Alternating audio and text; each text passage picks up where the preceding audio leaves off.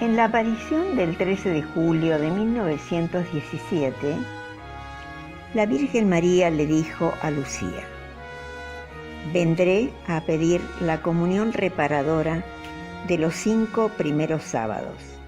María cumple la promesa de los 5 sábados el 10 de diciembre de 1925. Narra Lucía: ese día, estando en mi habitación en Pontevedra, España, se me apareció la Santísima Virgen y al lado, como suspendido en una nube luminosa, el niño.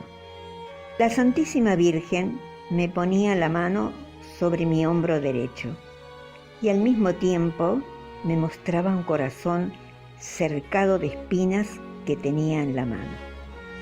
Entonces dijo el niño: ten compasión del corazón de tu Santísima Madre, que está cubierto de espinas, que los hombres ingratos le clavan continuamente sin que haya nadie que haga un acto de reparación para arrancárselas.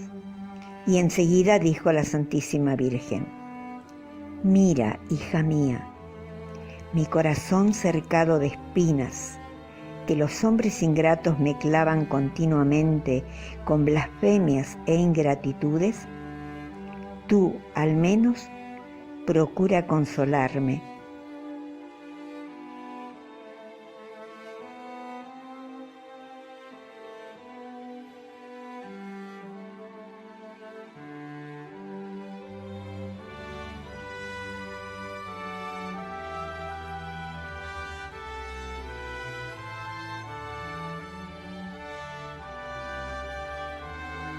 Rezad, rezad mucho y haced sacrificios por los pecadores, pues van muchas almas al infierno por no haber quien se sacrifique y pida por ellas.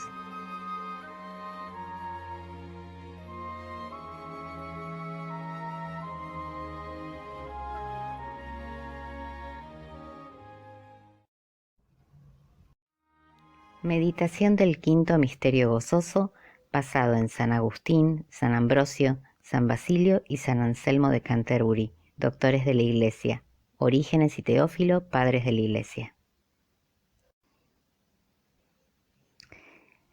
Cada año la Sagrada Familia viajaba a Jerusalén para la fiesta de la Pascua. Cuando Jesús tenía 12 años, la familia se fue como de costumbre, pero esta vez Jesús se quedó en Jerusalén. Cuando el resto de la compañía partió hacia casa, sus padres, pensando que estaba con parientes o amigos, no se dieron cuenta de que estaba perdido hasta que habían viajado por un día. Luego se apresuraron a regresar para buscar a su hijo. Después de 3 días, lo encontraron en el templo, conversando con los maestros. Todos estaban asombrados por las respuestas y la comprensión de Jesús. Su madre le preguntó por qué había tratado así a sus padres. Habían estado buscándolo con gran ansiedad. Jesús respondió: ¿por qué me buscaban? ¿No sabían que en la casa de mi padre me es necesario estar? Pero volvió a Nazaret con sus padres y les fue obediente. Una vez más, la Sagrada Familia hizo hincapié en seguir la ley judía para observar la fiesta de la Pascua. ¿Y qué nos dice esto? Nos comenta Teófilo: al subir el Señor a Jerusalén en la Pascua, muestra su humildad como hombre, porque es el deber del hombre reunirse para ofrecer sacrificios a Dios y conciliarlo con oraciones. Por consiguiente, el Señor como hombre hizo entre los hombres lo que Dios encomendó a los hombres por medio de los ángeles. Por eso se dice, según la costumbre del día de la fiesta. Sigamos pues la jornada de su vida mortal. Este misterio enfatiza el tema de la adoración adecuada. Dios ordenó formas específicas para que las personas lo adoremos, y no son opcionales, están destinadas al bienestar de la humanidad. Para el pueblo judío, Dios requería ciertas fiestas y sacrificios, así como, por ejemplo, viajar a Jerusalén en varios momentos del año. Dios requiere que los cristianos católicos, asistamos a misa los domingos y los días que son de precepto. Meditemos en esto. Meditemos en cómo es que adoramos al Señor. Si realmente entendemos la importancia de la adoración formal y ritualizada. Si asistimos a la misa dominical y a la misa de los días de precepto. Si vivimos la misa con concentración y si rezamos con piedad y con fervor. A través de este episodio, Jesús prepara a su madre para el misterio de la redención. Durante estos 3 días dramáticos en que el Hijo se retira de ellos para quedarse en el templo, María y José experimentan una anticipación del triduo de su pasión, muerte y resurrección. Dejando partir a su madre y a San José hacia Galilea sin comunicarles su intención de quedarse en Jerusalén, Jesús los introduce en el misterio de ese sufrimiento que lleva a la alegría, anticipando lo que más tarde realizará con sus discípulos mediante el anuncio de su Pascua.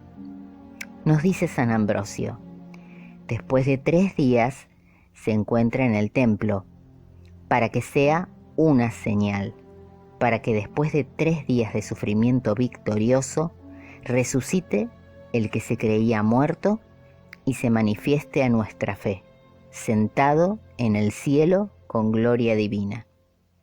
Consideremos cuándo fue esto, cuando el Señor Jesús, en cuanto a su naturaleza humana, tenía 12 años, porque en cuanto a su naturaleza divina, como bien nos dice San Agustín, Él es antes de todos los tiempos y es sin tiempo. Sigue narrando el evangelista San Lucas que Nuestra Señora y San José, al darse cuenta de que el niño no estaba con ellos, se pusieron a buscarlo. Preguntaron a los parientes y conocidos que les acompañaban en la caravana y al no recibir noticia de él, volvieron llenos de inmensa pena a Jerusalén.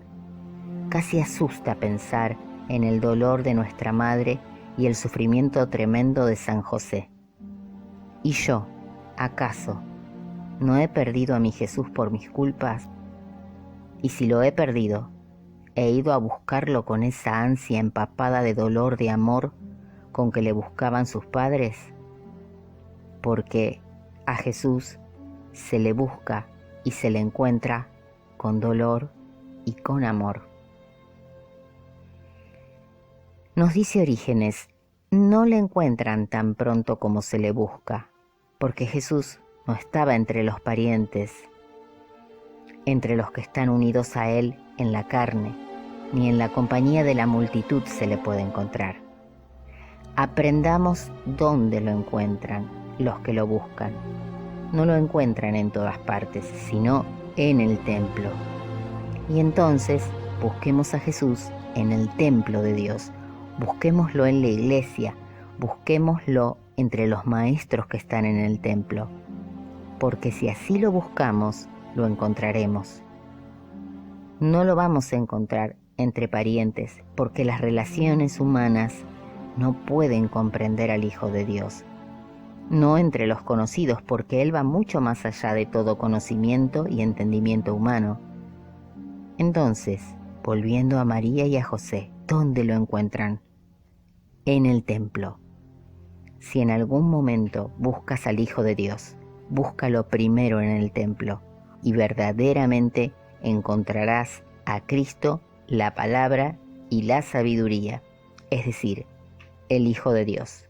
Y tras esos amargos 3 días lo encuentran. Sí, lo encuentran.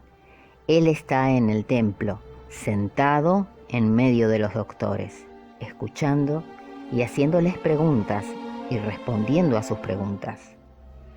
Dice Orígenes, padre de la Iglesia, aprended pues dónde le encuentran, para que vosotros también podáis encontrarlo.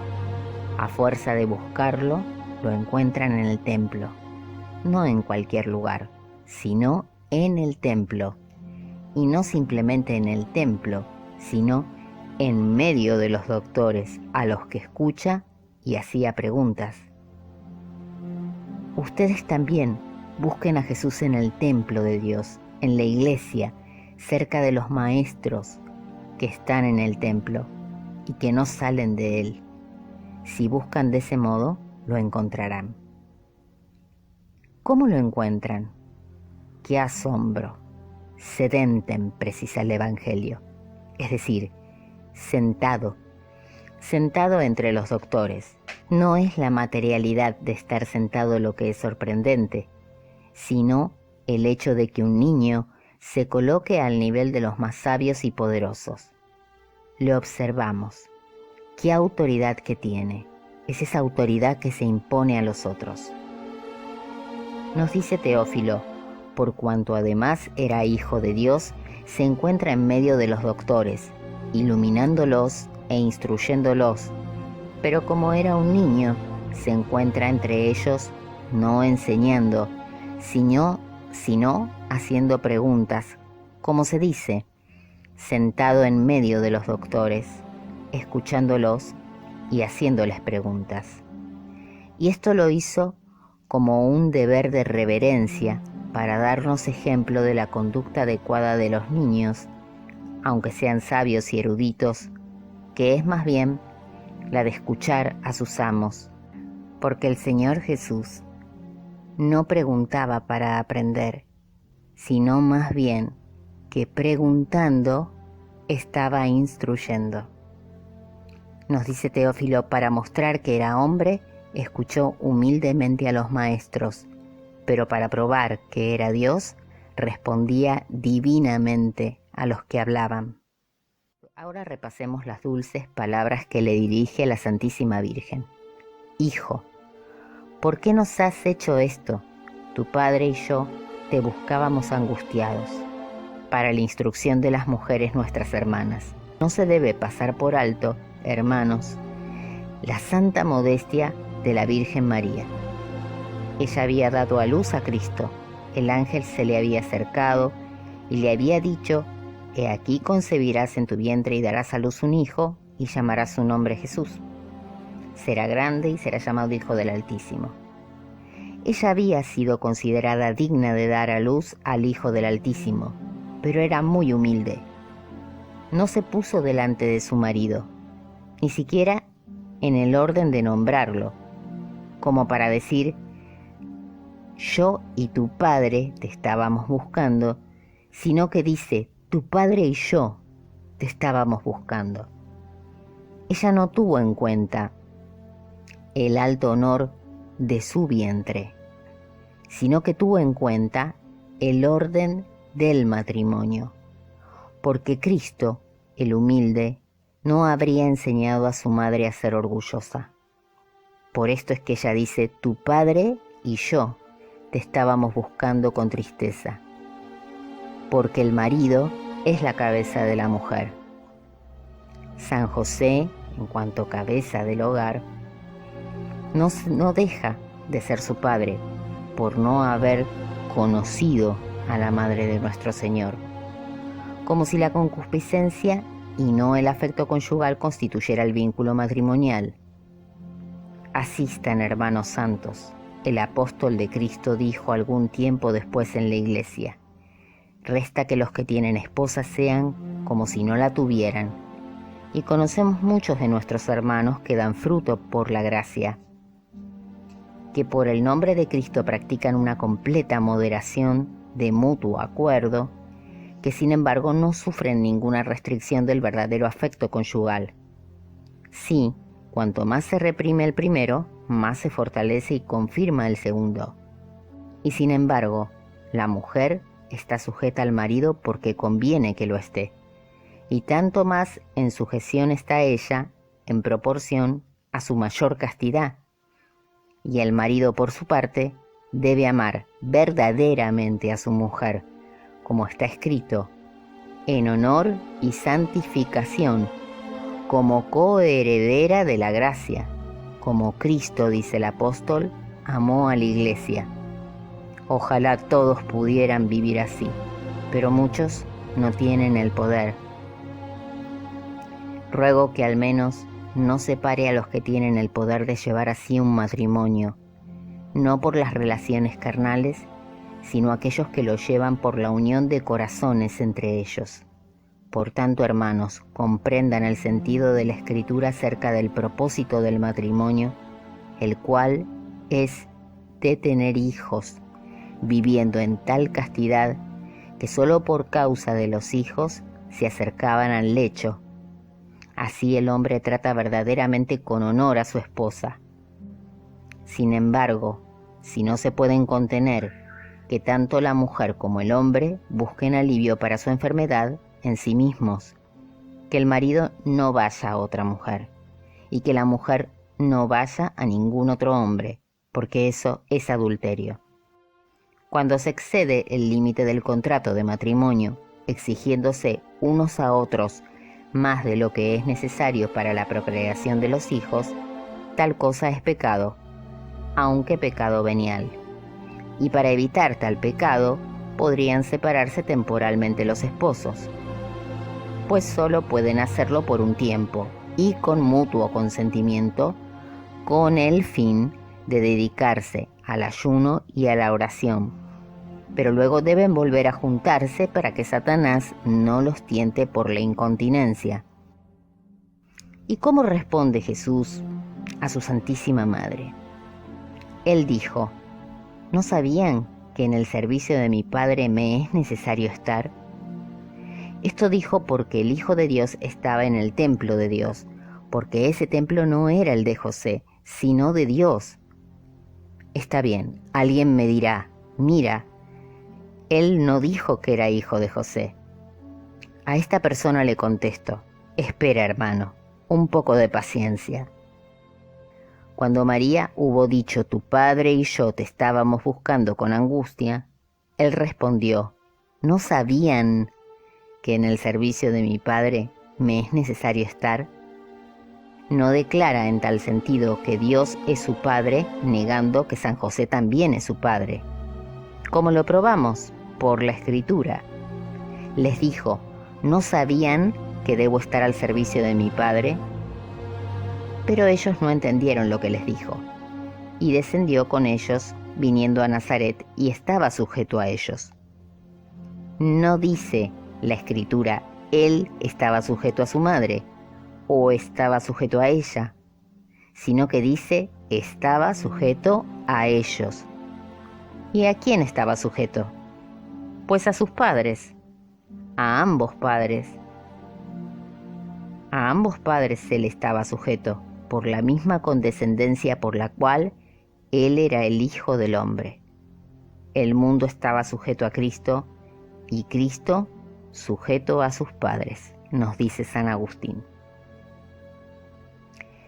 No obstante, nos dicen las Escrituras que ellos no lo comprendieron. Ellos no comprendieron lo que les dijo. A fin de cuentas, los misterios son misterios, aunque a veces con oración, experiencia y tiempo podamos penetrar un poco en ellos. Y así le sucedió a José y a María. En aquel momento no comprendieron. ¿Y qué hicieron? Callar, aceptar. Santa María ya no volvió a preguntar ¿por qué? Tampoco en las bodas de Caná preguntó por qué. En el Calvario no preguntó por qué. Aceptó todo, incluso aceptó ser nuestra madre sin preguntar nunca más por qué. Y nosotros, ¿por qué no dejamos que Dios sea Dios? Dejémosle hacer. ¿Y de qué modo es hallado el Señor en el templo? El Señor está sentado entre los doctores, está audientem, es decir, oyendo lo que hablan. Jesús escucha. Qué difícil es escuchar. Saber escuchar supone delicadeza, respeto al prójimo, exquisitez de prudencia. Y tan difícil como saber escuchar es saber preguntar. Así procede Jesús entre los doctores, preguntándoles. En nuestra labor muchas veces habremos de penetrar en el espíritu de los demás, primero escuchando, con delicadeza, con atención, lo que en ocasiones ni siquiera nos interesa y aún hasta lo que nos fastidia. y luego interrogando, con discreción, con caridad, para sacar entre tanto trapo sucio esa flor brillante que vive en el corazón, especialmente en el ministerio de las almas consagradas, pero también en la vida laica, en nuestro día a día. Cuán indispensable resulta saber escuchar para oír con fruto el consejo de quien puede dárnoslo, porque cuenta con más conocimiento y más autoridad que nosotros. Roguémosle a Dios prudencia, para que aprendamos a ser discretos y solo salga de nuestra boca una respuesta que sea sobrenatural, aquella respuesta que es solo inspirada por el Espíritu Santo, para que nosotros también podamos oírlo y que nos plantee preguntas que Él mismo resolverá. Supliquémosle, hagamos un esfuerzo intenso y doloroso por buscarle, y podremos entonces encontrar lo que buscábamos. Con razón dice la Escritura, tu Padre y yo te buscábamos angustiados. Hace falta en efecto que el que busca a Jesús no lo haga con negligencia, de forma intermitente, como lo hacen algunos, que por esa razón no lo encuentran. Nosotros digámosle, Señor, te buscábamos angustiados. Este texto de Orígenes de Alejandría tiene mucho para reflexionar. Debemos dejar atrás nuestra soberbia y debemos saber que buscar a Cristo no es sencillo, ya que no lo encontraremos recurriendo únicamente a nuestras fuerzas, sino que es la gracia de Dios la que nos permite encontrarlo después de muchos esfuerzos y esperas. Y al igual que hizo Jesucristo, dejemos a un lado lo cotidiano y centrémonos en lo sustancial, que no es otra cosa que estar junto al Padre y hacer su voluntad. Esto, en una sociedad que mayoritariamente está al margen de la existencia de Dios, implica que debemos ser muy valientes. Busquemos con perseverancia a Cristo, pero sabiendo que no es nuestra voluntad la que le encontrará, sino la gracia de Dios mismo. Jesús salió de Jerusalén con María y con José, volvió a Nazaret y les fue obediente. Dios, hecho hombre, se sometió con gran humildad a sus padres humanos. Reflexiona estas palabras de San Basilio. Jesús, desde sus primeros años, siendo obediente a sus padres, soportó todos los trabajos corporales con humildad y reverencia, porque siendo sus padres honestos y justos, pero al mismo tiempo pobres y mal provistos de lo necesario para la vida, como lo atestigua el establo mismo que administró el santo nacimiento, es claro que sufrieron continuamente fatigas corporales para proveer para sus necesidades diarias. Pero Jesús, siendo obediente a ellos, como testifica la Escritura, aun en sus labores de sostenimiento, se sometió a sí mismo a una sujeción completa. La Escritura no decía, Él estaba sujeto a su madre o sujeto a ella, sino sujeto a ellos, a sus padres. Ahora que los hijos reciban su parte, obedezcan a sus padres, estén sujetos a ellos. El mundo estaba sujeto a Cristo y Cristo a sus padres. Reflexiona sobre cómo María atesoraba todas estas cosas en su corazón. Reflexionó sobre los acontecimientos sabiendo que Dios estaba activo en su vida y hablándole a través de todos y cada uno de los incidentes. Ella extrae significado de todo lo que le pasa y buscaba incansablemente el mensaje de Dios. La Virgen, tanto si entendió como si todavía no podía entender, igualmente guardaba todas las cosas en su corazón para la reflexión y el examen diligente. De aquí se sigue, y su madre guardó todas estas cosas. Fíjate, la más sabia de las madres, María, la madre de la verdadera sabiduría, se convierte en la erudita o discípula del niño, porque ella no se entregó a él como a un niño, ni como a un hombre, sino como a Dios. Además, ella meditó tanto en sus divinas palabras como en sus obras, de modo que nada de lo que él decía o hacía se le escapaba, sino que así como la palabra misma estaba antes en su vientre, así ahora concebía los caminos y las palabras de la misma, y en cierto modo los cuidó en su corazón.